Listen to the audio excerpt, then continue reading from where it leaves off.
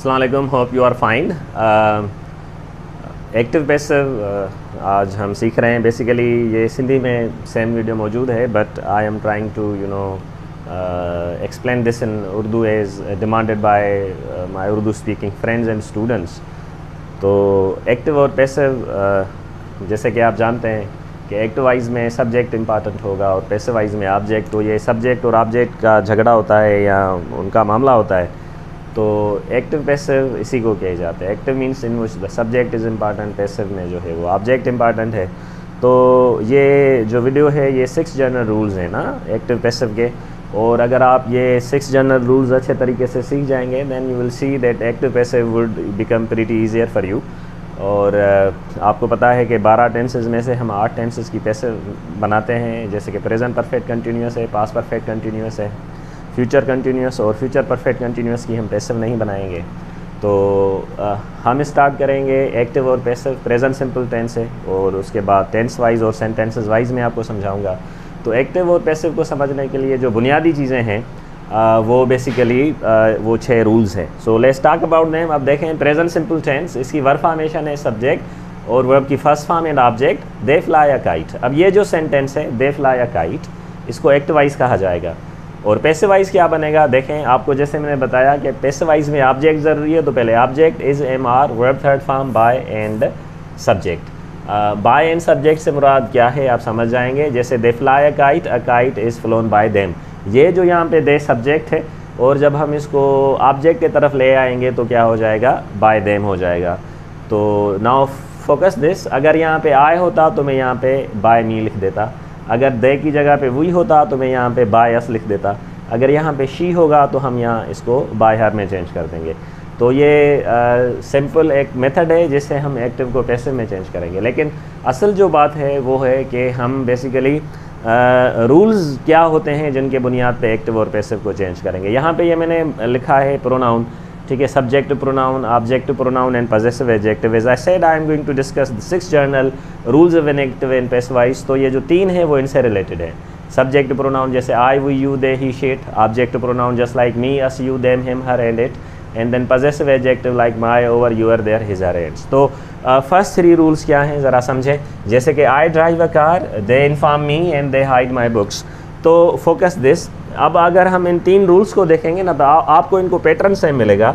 That means इसमें subject, verb और object है रूल नंबर 1 में, और रूल नंबर 2 में भी सब्जेक्ट, वर्ब और ऑब्जेक्ट है, और रूल नंबर 3 में भी सब्जेक्ट, वर्ब और ऑब्जेक्ट है। So when we see these 3 rules तो हमें ऐसे अंदाज़ा हो रहा है कि ये शायद एक ही चीज़ है, पर ऐसा नहीं है।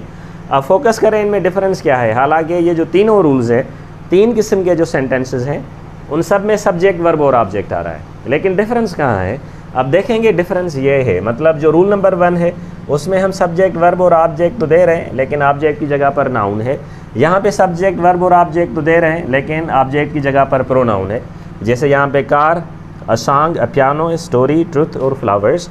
यहाँ पे रूल नंबर 1 में जितने भी ऑब्जेक्ट हैं दे आर नाउन्स, और रूल नंबर 2 में जितने भी ऑब्जेक्ट्स हैं me, us, you, them, him and her, they are pronouns, right. And when we talk about rule number 3 you will see subject, verb and object, but you will see है यहाँ पे noun और pronoun साथ आ रहे हैं। जैसे कि my आपका पॉजेसिव एडजेक्टिव है और बुक्स जो है वो आपका नाउन है। तो ये बुनियादी चीज़, ये आप डिफरेंस मालूम कर लें इन 3 सेंटेंसेस में। मैं दोबारा बता रहा हूँ, पहले रूल में क्या है, सब्जेक्ट, वर्ब और ऑब्जेक्ट, लेकिन ऑब्जेक्ट की जगह पर नाउन होगा। दूसरे में भी सब्जेक्ट, वर्ब और ऑब्जेक्ट है डेफिनेशन, लेकिन ऑब्जेक्ट में प्रोनाउन होंगे। और तीसरे में भी सब्जेक्ट, वर्ब और ऑब्जेक्ट है लेकिन ऑब्जेक्ट की जगह पर नाउन एंड प्रोनाउन होंगे। एज आई सेड कि हमारे ये जो 3 रूल्स हैं ये 3 सब्जेक्टिव, ऑब्जेक्टिव और पॉजेसिव एडजेक्टिव से जो है वो कनेक्टेड हैं या रिलेटेड हैं। So let's do it. जैसे मैंने आपको बताया कि जब हम एक्टिव वाइज को पैसिव वाइज में चेंज करते हैं तो जो इंपॉर्टेंट चीज़ होती है वो आपका ऑब्जेक्ट होता है। जैसे आई ड्राइव अ कार, तो जब मैं इसको पैसिव करूँगा तो कार ऑब्जेक्ट है, इसको मैं पहले लिखूँगा, अ कार, ये मैंने ऑब्जेक्ट दे दिया। उसके बाद is, am, are helping verb लेंगे, कार सिंगुलर नाउन है तो मैं यहाँ पे इज़ लगा रहा हूँ। फर्स्ट करें अगर मैं यूँ लिखूँ आई ड्राइव कार्स, तो मैं यहाँ पे अगर यूँ लिखूँ कार्स तो यहाँ पे मैं इसकी जगह पे आर लगा दूँगा। So I drive a car is driven by me, right. और अगर यहाँ पे आई की जगह पे शी होता तो मैं कहता कि अ कार इज़ ड्राइवन बाय हर। अगर यहाँ पे ही होता तो हम बाय हिम लिखते, अगर यहाँ पे वी होता तो हम बाय अस लिखते। इसी तरह से देखें वी सिंग अ सॉन्ग, जब मैं इसको पैसिव में चेंज करूँगा तो क्या लिखूँगा, a song is sung by us. And you play a piano, हम क्या लिखेंगे, a piano is played by you. Simple, right. So this is rule number 1। Remaining ये मैंने करके लिखे दिए हैं, आप इनको देख सकते हैं। और अब हम आते हैं रूल नंबर 2 पे। अब इसमें क्या आ रहा है, सब्जेक्ट, वर्ब और ऑब्जेक्ट। अब यहाँ पे देखेंगे ऑब्जेक्ट की जगह पर नाउन नहीं है, जैसे यहाँ पे ऑब्जेक्ट कार है, यहाँ पे ऑब्जेक्ट मी है। तो अब ट्रिक क्या है, इट्स वेरी सिंपल। अब देखें यहाँ पे आए है, जब पैसिवाइज में हमने इसको चेंज किया तो आए चेंज हो गया मी में। यहाँ पे वही है, जब मैंने इसको पैसिव में चेंज किया तो वही चेंज हो गया अस में। तो ज़ाहिर है सब्जेक्ट जब ऑब्जेक्ट की जगह पर जाएगा तो फिर वो ऑब्जेक्टिव प्रोनाउन हो जाएगा। इसी तरह से यहाँ पे मी, अस, यू आपके ऑब्जेक्ट प्रोनाउन है। और ज़ाहिर है अब अगर ऑब्जेक्ट प्रोनाउन सब्जेक्ट की जगह पर आएगा तो me object pronoun change into subject pronoun आए तो इसकी पैसिव क्या होगी, दे इन्फॉर्म मी। तो मैंने मी को चेंज कर दिया आई में, दे inform me, I am informed. और दे किस में चेंज होगा, they will change into bye them. Necessary नहीं होता लेकिन हमारे कल्चर में ये है तो लिखना पड़ता है। You invite us, change it now, you invite us. अब देखें वी सिंग अ सॉन्ग, यहाँ पे मैंने क्या लिखा, अ सॉन्ग इज संग बाय अस। तो यहाँ पे वी किस में चेंज हो गया, अस में। अब ऑब्जेक्ट की जगह पर अस है, सब्जेक्ट की जगह पर आएगा तो ऑब्वियसली अस चेंज हो जाएगा वी में। हम हेल्पिंग वर्ब इसके साथ आर लगाते हैं। और याद रखें पैसिवाइज में हम हमेशा वर्ब की थर्ड फॉर्म इस्तेमाल करते हैं, you invite us, we are invited by you. In the same way she follows you, तो यू सब्जेक्ट प्रोनाउन भी यू है और ऑब्जेक्ट प्रोनाउन भी यू है तो इसलिए यू ही रहेगा, you are followed by her. So this was your rule number 2, right? Now let's talk about the rule number 3, which is again subject, verb and object. तो अब इसमें यह है कि देखें जिस तरह हम आई को मी में और मी को आई में, वी को अस में और अस को वी में, यू को यू में और दे को देम में, देम को दे में चेंज करते हैं। लेकिन जब हम रूल नंबर 3 में आएंगे, जैसे they hide my books, you change our minds, तो माई, अवर और यूअर ये जो हैं, जिस तरह आई मी में और मी आई में चेंज होता है तो my, our, your, their, his, her, they remain unchanged, ये चेंज नहीं होंगे, ये सेम रहेंगे और ये आपके ऑब्जेक्ट कहलाएंगे। जैसे दे हाइड माई बुक्स, तो जब मैं इसको पैसिव में चेंज करूँगा तो क्या लिखूँगा, my books are, the third form of hide is hidden. ज़ाहिर है अब देम लिखेंगे यहाँ पे, by them. You change our minds, तो अब हम क्या लिखेंगे, our minds are changed by you and he follows your advice, तो हम लिखेंगे your advice is followed और ही को हम किस में चेंज करेंगे, by him में। तो ये 3 सिंपल सादा से रूल्स होते हैं एक्टिव को पैसिव में चेंज करने के लिए। एंड होपफुली आपको बहुत सारों को शायद इनके बारे में ऑलरेडी पता हो, लेकिन इसके बाद जो 3 रूल्स और आएंगे they are bit different and very interesting. तो अब switch over to them. Okay, so this is rule number 4 and 5 and they are very interesting and a bit technical, तो आपको थोड़ा ध्यान देना पड़ेगा। देखें अगर आप इन सेंटेंसेस को पढ़ेंगे तो आपको ऐसे लगेगा कि शायद आप एक ही रूल नंबर 4 और 5 एक ही हैं, सेम ही हैं। जैसे he drives an interesting and wonderful car of his childhood friend, और दूसरा सेंटेंस है he drives an interesting and wonderful car with his childhood friend। सो जब हम इन दोनों सेंटेंसेस को पढ़ेंगे तो इट लुक्स लाइक के ये दोनों सेम है। यहाँ जैसे they write a beautiful story of newly married couple and in the same way they write a beautiful story about newly married couple. तो you will find that the sentence is same but actually there is the difference. अब एक active और passive को सीखने का secret है, समझने का। और एक्टिव और पैसिव को समझने का सीक्रेट ये है, जैसे कि आमतौर पे जो हमें एक्टिव पैसिव पढ़ाई गई है हमारे स्कूल कॉलेजेस में, वो ये बताई गई है कि जो हमें पैसिव में ऑब्जेक्ट की ज़रूरत होती है और ऑब्जेक्ट जो होता है वो लास्ट में होता है। मे बी आप में से बहुत सारे समझ रहे होंगे his childhood friend, newly married couple और आर फेमस होटल, ये ऑब्जेक्ट हैं क्योंकि ये आखिर में आ रहे हैं, राइट। और कॉन्शियसली ना सही अनकॉन्शियसली जब भी हम पैसिव का जुमला बनाते हैं तो we always look at the last words. We think they are the objects, but this is where we are wrong. याद रखें, आप जब भी एक्टिव और पैसिव सीखें तो उसका सीक्रेट ये है कि पैसिव में हमें ऑब्जेक्ट की ज़रूरत होती है, और ऑब्जेक्ट वो नहीं होता जो लास्ट में हो।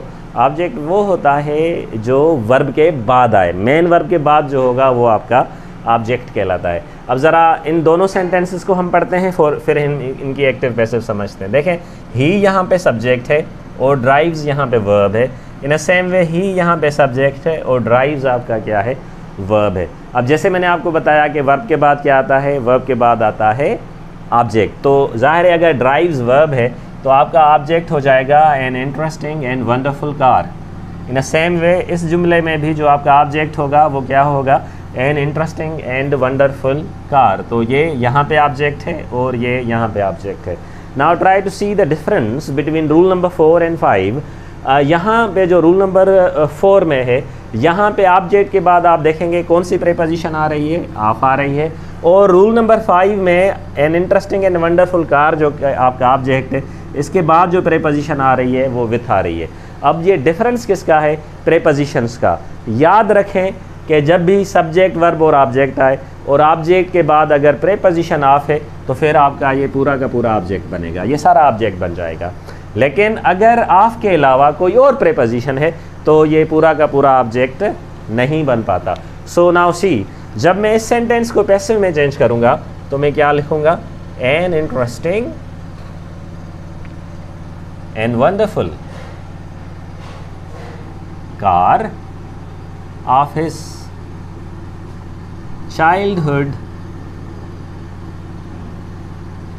friend is driven by him. So your object is an interesting and wonderful car of his childhood friend. अब ये पूरा का पूरा ऑब्जेक्ट क्यों हुआ, क्योंकि यहाँ पे कौन सी प्रीपोजिशन है, ऑफ है। ज़हन नशीन रखें, ये 2 पॉइंट्स आप अच्छे तरीके से याद रखें रूल नंबर 4 एंड 5 की। ऑब्जेक्ट वो नहीं होता जो लास्ट में हो, ऑब्जेक्ट वो होता है जो वर्ब के बाद हो, और वर्ब के बाद जो ऑब्जेक्ट आए उस ऑब्जेक्ट के बाद अगर प्रीपोजिशन ऑफ होगी तो सारा का सारा ऑब्जेक्ट बनेगा जब तक कोई दूसरी प्रीपोजिशन उसे नहीं तोड़े। या अगर इसमें यह है कि अगर सब्जेक्ट वर्ब और ऑब्जेक्ट हो और ऑब्जेक्ट के बाद अगर प्रीपोजिशन ऑफ नहीं, कोई और सी और प्रीपोजिशन हो, तो आपका ऑब्जेक्ट सिर्फ an interesting and wonderful car बनेगा। तो जब मैं इसको सेंटेंस को चेंज करूँगा तो मैं क्या लिखूँगा, an interesting and wonderful car is driven, मैं यूं भी लिख सकता हूं is driven by him with his childhood friend, और मैं इस तरह भी कह सकता हूं कि is driven with his childhood friend, और मैं बाय बाद में दूं या ना दूं, it's actually okay, right. So this is all about rule number 4 and 5। याद रखें, the secret of passive is, passivise में हमें ऑब्जेक्ट की ज़रूरत होती है और ऑब्जेक्ट वो होता है जो आखिर में ना हो, ऑब्जेक्ट वो है जो वर्ब के बाद हो। ये जो हमने शुरू में 3 रूल्स सीखे वो इसमें ऑब्जेक्ट इसलिए नहीं है कि वो आखिर में आ रहे हैं, बेसिकली मैं उन सेंटेंसेस को डेवलप भी कर सकता हूँ, राइट। तो अब उसमें ऑब्जेक्ट हमने लास्ट में लिखे हैं, और क्योंकि हमें उन 3 रूल्स के ही बारे में पढ़ाया जाता है तो हम अनकॉन्शियसली ये समझ लेते हैं कि पैसिवाइज में ऑब्जेक्ट लास्ट में होता है, हालांकि ऐसी कोई बात नहीं है। So in a same way, now let's come to this. They write a beautiful story of newly married couple. हाँ, तो beautiful story newly married couple की होती है, right? If it is an old, maybe not beautiful, yeah, maybe turn into ugly, yeah? Okay, so beautiful story of newly married couple. Okay.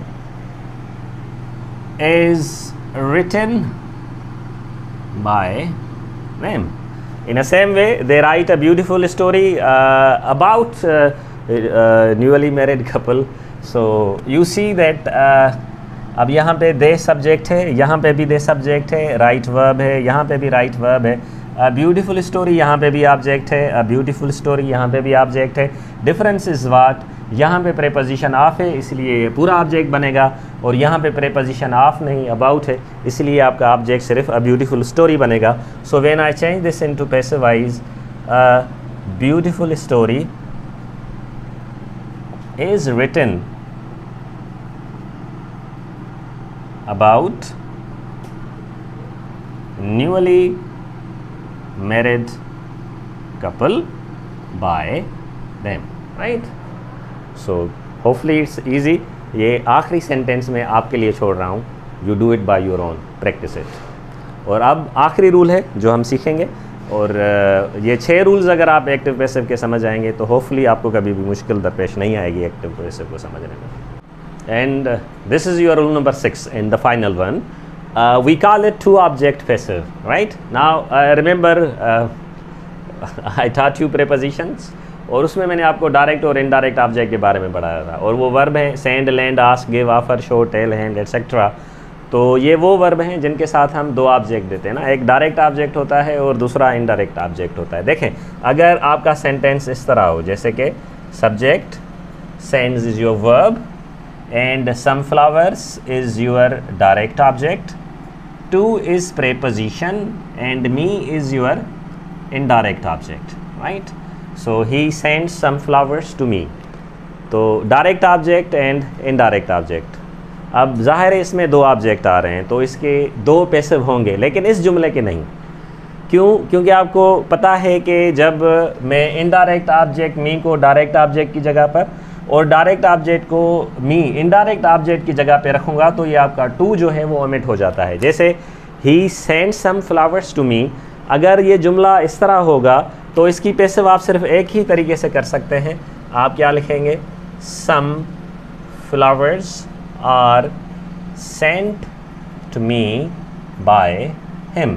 तो ये एक तरीके से ही होगा. लेकिन अगर आप यूं करें कि जो डायरेक्ट ऑब्जेक्ट है वो बाद में आ जाए और इनडायरेक्ट ऑब्जेक्ट मी जो है वो पहले आ जाए, जैसे he send some flowers to me, मुझे टू ओमिट करना है तो मैं क्या लिखूँगा?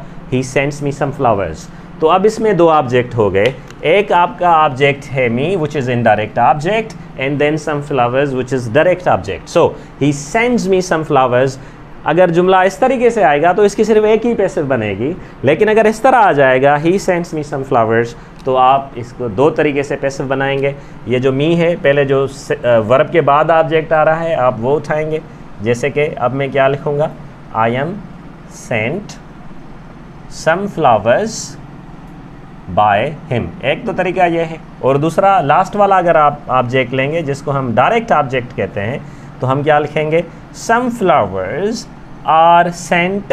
अब देखें ये सेंड और मी, ये जो टू हमने यहाँ से ओमिट किया था ये वापस आ जाएगा. Some flowers are sent to me by him. Hopefully it's clear. अब देखें, she gives us your book. मैं इस जुमले को यूँ भी लिख सकता हूँ, she gives your book to us. तो वेर आई चेंज दिस, मैं क्या लिखूँगा? पहले आप इसको लिखें, we are given your book by her, क्योंकि मैंने इस इनडायरेक्ट ऑब्जेक्ट को लिया. और अगर लास्ट में आप ले रहे हैं तो क्या होगा? Your book is given to us by her. This is your two object passive. I repeat again. देखें ये जुमले 2 तरीके से बनते हैं. He sends some flowers to me, अगर ये जुमला इस तरह आ जाए सिर्फ एक तरीके की पैसिव बनेगी. He sends some flowers to me, some flowers are sent to me by him.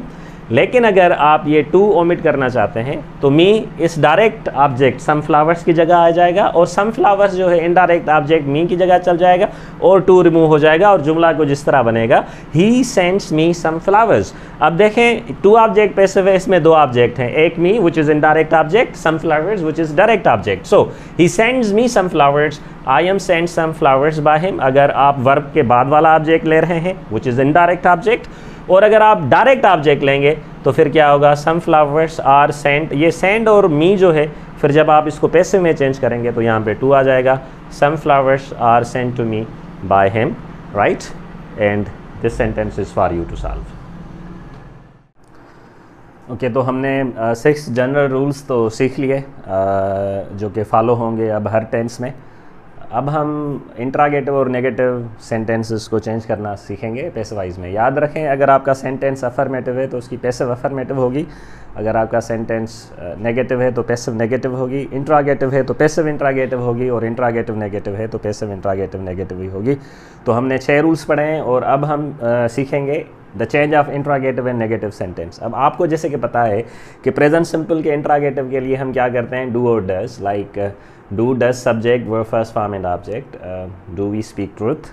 तो जब हम इसको पैसिवाइज में चेंज करेंगे तो डू डज की जगह आ जाएगा इज एम आर, फिर object verb third form by and subject, do we speak truth is truth spoken by us. तो ये इसकी पैसिव हो जाएगी, ट्रुथ आपका ऑब्जेक्ट है पहले आएगा, और डू डज क्योंकि इज एम आर में चेंज होंगे तो फिर हम यहाँ पे is truth spoken by us, right. And then here are the sentences for you, like does he steal a car of your friend? Remember this is rule number 4 and this is your rule number 5। मैंने आपको बताया था कि passive में object हमेशा verb के बाद आएगा। जैसे डज ही स्टील, अगर ही आपका सब्जेक्ट है तो डज आपका वर्ब है और अ कार आपका ऑब्जेक्ट है। In a same way does he steal money, तो यहाँ पे हमने कार की जगह पर ऑब्जेक्ट किया है मनी को। एंड सी द डिफरेंस, यहाँ पे जो कार है इसके बाद प्रेपोजिशन ऑफ है इसलिए आप इसको पूरा ऑब्जेक्ट लेंगे, और यहाँ पे जो है प्रेपोजिशन फ्रॉम है दैट्स वाई। तो यहाँ पे जो ऑब्जेक्ट होगा अ कार ऑफ योर फ्रेंड, और यहाँ पे आपका ऑब्जेक्ट सिर्फ मनी होगा। तो जब अब क्योंकि देखें ये क्वेश्चन इंट्रागेटिव है, does he steel a car of your friend, तो मैं इसको पैसिव भी इस तरह करूँगा कि इज़ अ कार। याद रखें अगर कार्स होगा तो मैं यहाँ पे आर कार्स कह देता प्लूरल में, ठीक है। Is a car of your friend stolen by him, और ये इंट्रागेटिव की निशानी। In a same way does he steal money from your friend, अब यहाँ पे क्योंकि प्रेपोजिशन फ्राम है आपका object money, money is countable singular noun, तो अब हम क्या कहेंगे, इज़ मनी स्टोलन। मैं यूँ भी कह सकता हूँ by him from your friend, या मैं यूँ लिखूँगा कि from your friend by him, और अगर मैं बाय हिम ना भी लिखूँ तो it's okay. So do you order them to wait outside, अब आप इसको पैसिव में चेंज करें, फॉलो द रूल। यू आपका सब्जेक्ट, ऑर्डर वर्ब, तो देम ऑब्जेक्ट है, देम यहाँ पे ऑब्जेक्ट प्रोनाउन है, यहाँ पे आ जाएगा तो दे में चेंज हो जाएगा। क्योंकि सेंटेंस इंट्रागेटिव है तो स्पेलिंग जो हेल्पिंग वर्ब है हम पहले देंगे। आर दे ऑर्डर टू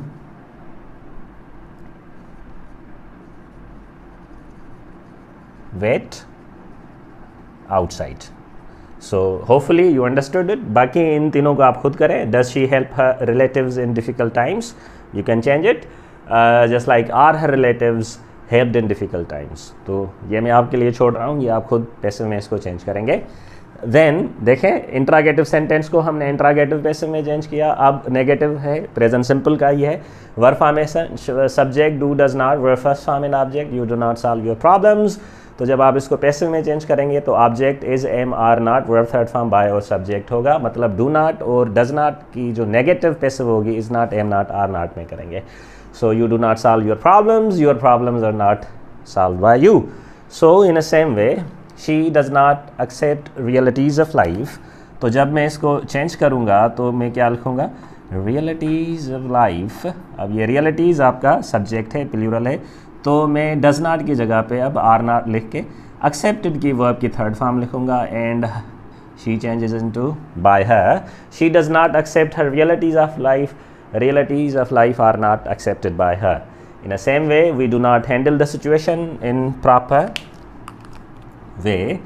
तो जब मैं इसको चेंज करूँगा तो मैं क्या लिखूँगा, the situation is not handled in proper way. Same, he does not obey his parents, हम क्या लिखेंगे, his parents are not obeyed by him and they do not send him your letters. This is two object passive, hopefully you understand this। दो object हैं, एक him और दूसरा your letters। तो अब पहले आप him को इधर ले आएँ, क्या हो जाएगा, he is not sent your letters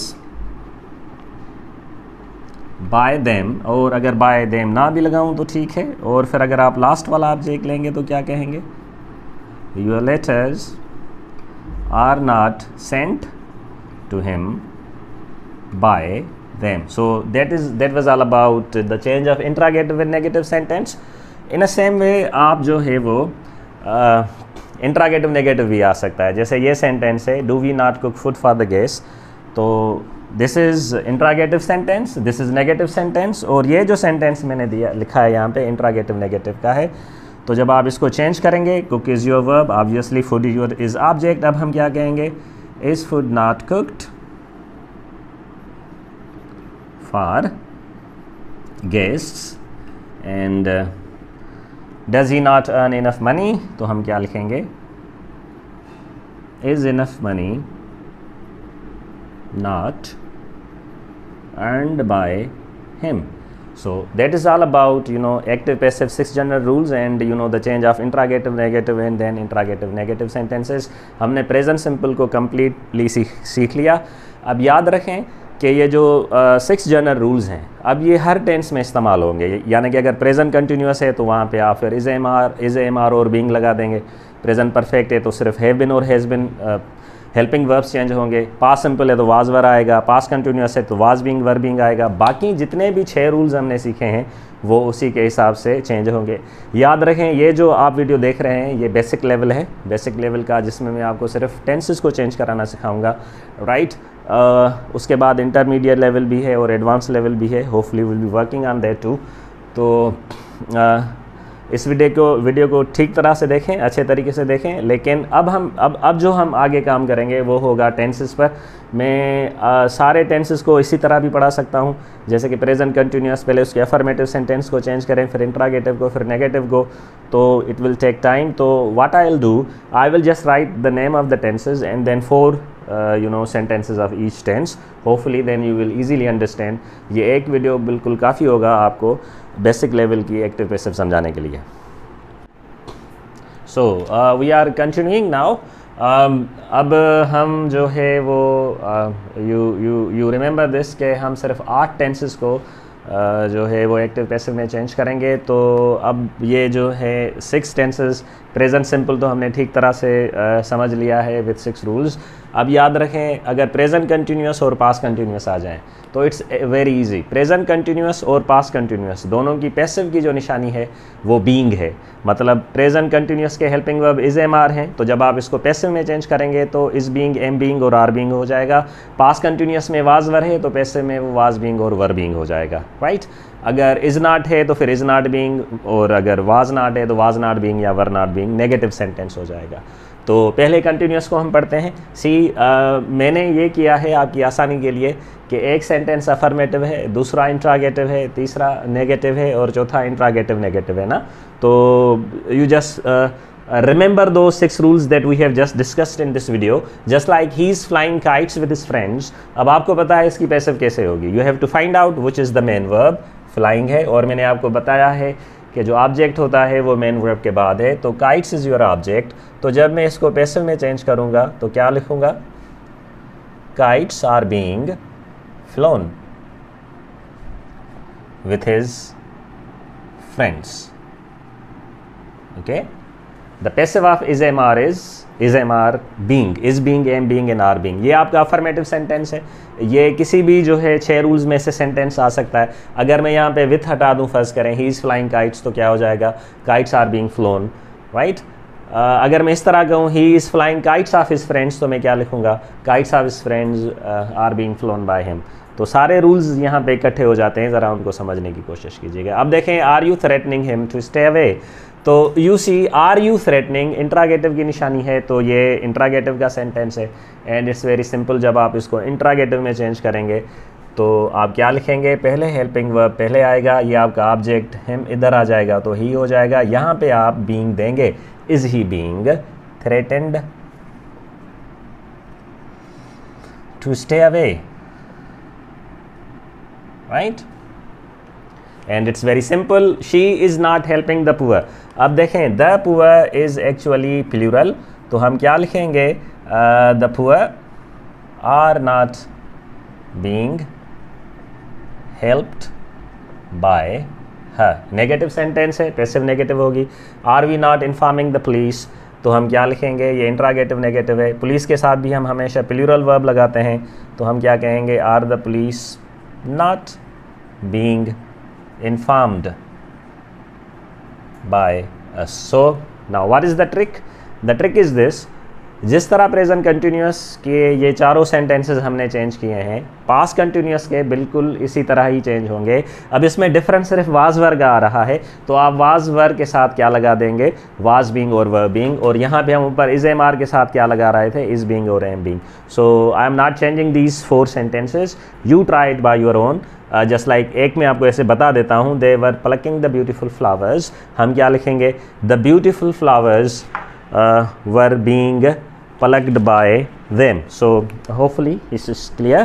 In the same way, was he avoiding the harsh realities of life and you were not sending them a good message, and was she not spending time with wrong people? So these are the 4 sentences of past continuous tense. You should do it by your own.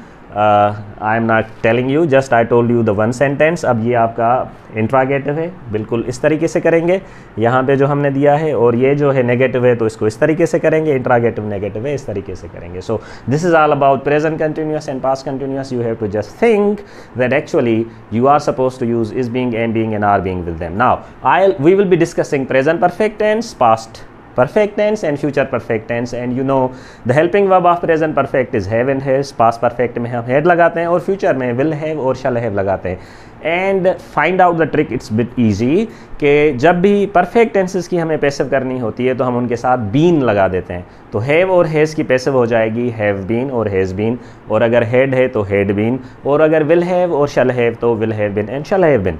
Have not है तो have not been, has not been, had not है तो had not been, और will not have और shall not have तो आप उसको will not have been और शल नॉट हैव बिन में चेंज करेंगे। So you see present perfect, past perfect and future perfect एक जो है वो मैं आपको करके दिखा रहा हूँ यहाँ पे, बाकी आप खुद करेंगे। जैसे you have miss the important chance, तो जब मैं इसको पैसिव में चेंज करूँगा तो मैं क्या लिखूँगा, the important chance has been missed by you. And in the same way has he opened a new business for them, तो इंट्रागेटिव है, हम क्या लिखेंगे, हैज़ a new business been opened for them by him, and they have not requested him to come, हम क्या लिखेंगे, he has not been requested to come by them, and has Aslam not borrowed money from you, तो आप क्या लिखेंगे, has money not been borrowed from you by Aslam. So hopefully this is clear, and this is all about present perfect tense. अब जिस तरीके से present perfect की passive बनेगी, बिल्कुल इसी तरह से आप past perfect के सेंटेंसेस को चेंज करेंगे और फ्यूचर परफेक्ट के सेंटेंसेस को चेंज करेंगे, बिकॉज परफेक्ट की जो पैसिव की निशानी है वो बीन है। Remember this, just like you had deceived your friend, अगर मैं इसको पैसिव में चेंज करूँगा तो क्या लिखूँगा, आप मेरे साथ पढ़ें, your friend had been deceived by you, right. और इसी तरीके से इसके इंट्रागेटिव करें और इसके नेगेटिव करें। मैं सेंटेंसेस पढ़ देता हूँ, had they created problems for you, she had not wasted her time on them, and had he not forgiven his enemies, right. And then future perfect tense, he will have joined your forces in future, will she have made tea for guests and they will not have ignored my message, will you not have accepted your defeat. So hopefully ये बात आपको अब अच्छे तरीके से समझ आ गई होगी। इफ़ यू वांट मी, तो मैं इस एक की पैसिव कर देता हूँ, he will have joined your forces in future, तो हम क्या लिखेंगे, your forces will have been joined in future, right. काफ़ी है, बाय हिम लिखें ना लिखें। सो जैसे मैंने आपको बताया था कि बेसिक लेवल में 8 टेंसेज होते हैं, 6 हमने सीख लिए हैं, बाकी 2 रहते हैं, एंड देन यू नो आपका कंप्लीट बेसिक एक्टिव पैसिव की अंडरस्टैंडिंग आपके साथ रहेगी। अब हम अपने मंजिल के इख्तिताम पर हैं। Remaining 2 tenses, one is past simple tense, the other is future simple tense. 6 tenses हमने कंप्लीट किए हैं। तो अब आपको पता है कि पास्ट सिंपल की जो सेकंड जो वर्ब फॉर्मेशन है, सब्जेक्ट वर्ब की सेकंड फॉर्म और ऑब्जेक्ट होती है। और जैसे प्रेजेंट सिंपल के जो हेल्पिंग वर्ब हैं वो इज़ एम आ रहे हैं, तो ऑब्वियसली जो पास्ट सिंपल है उसके हेल्पिंग वर्ब वाज वर हो जाएंगे। तो we saw snake in the garden, same you have to follow the 6 rules अगर आपने अच्छे तरीके से सीख लिए हैं। अब एक्टिव और पैसिव ये आपके लिए मसला नहीं होना चाहिए। So we saw snake in the garden, जब मैं इसको पैसिव में चेंज करूँगा तो क्या लिखूँगा, a snake was seen in the garden. Okay, by us लिखे या नहीं लिखें। Did you sing a song without me, तो अब आप क्या लिखेंगे, was a song sung without me by you and she didn't help us. तो असे यहाँ पे आएगा, तो दिस इज़ रूल नंबर 2। हम क्या लिखेंगे, we were not helped by her and did you not forget my work yesterday, तो अब हम क्या लिखेंगे, was my work not forgotten yesterday. So hopefully it's clear. This is about past simple tense. आप इस तरह के बहुत सारे sentences बना के बड़े आराम से उनको पैसिव में चेंज कर सकते हैं।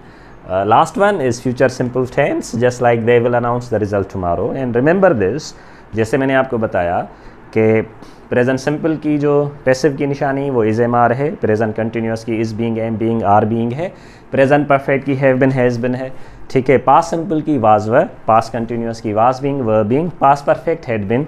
फ्यूचर सिंपल आप जो चेंज करेंगे वो चेंज करेंगे, जो विल और शल से स्टार्ट हो रहा है तो इसकी पैसिव होगी will be and shall B. So they will announce the result tomorrow. आप जहन नशीन रखें, ऑब्जेक्ट कहाँ पे होता है, वो हमेशा वर्ब के बाद आपका मेन वर्ब है अनाउंस, तो जाहिर है आपका ऑब्जेक्ट हो जाएगा रिजल्ट। तो अब आप इसको जब पैसिव में चेंज करेंगे तो क्या लिखेंगे, the result will be announced tomorrow, और बाय देम लिखे ना लिखें खैर है। Will you drive his car tonight, तो हम क्या लिखेंगे, इंट्रागेटिव है तो इंट्रागेटिव सेंटेंस की पैसिव भी इंट्रागेटिव होगी, will his car be driven tonight. Okay, by you लिखे ना लिखें गैर ज़रूरी है। He will not show us his power, अब ये टू ऑब्जेक्ट पैसिव है, पहले आप इसको लिखेंगे, क्या लिखेंगे यहाँ पे, we will not be shown his power by him, या आप इसको इस तरह भी चेंज कर सकते हैं कि his power will not be shown to us by him and will you not break the laws of stupid society। तो अब हम इसको इंट्रागेटिव नेगेटिव सेंटेंस है तो क्या लिखेंगे, will the laws of stupid society